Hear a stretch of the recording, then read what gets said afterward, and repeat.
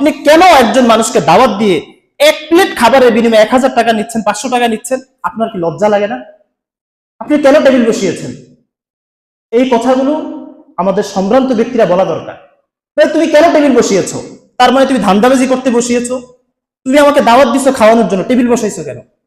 আর table যেহেতু আছে, table শুধু শেষ না, এখানে খাতাও আছে, কলমও আছে। আপনি না দিয়ে চলে যাবেন, কোনো সুযোগ নাই। আবার আপনি দিবেন, কত টাকা দিচ্ছেন ওইটাও লেখা থাকবে। 500 দিচ্ছেন না 1000 দিচ্ছেন। এটা কি কোনো পদ্ধতি? এবং আপনি বড় অবাক হবেন, এই মানুষটা যে বিয়ের সময় আপনাকে দাওয়াত দিয়েছে, গত 1 বছর কি 5 বছরে কোনোদিন সে দাওয়াত দিয়ে আপনাকে তার ঘরে খাওয়ায় নাই? খাওয়াইছে? 5 বছরও খাওয়ায় নাই।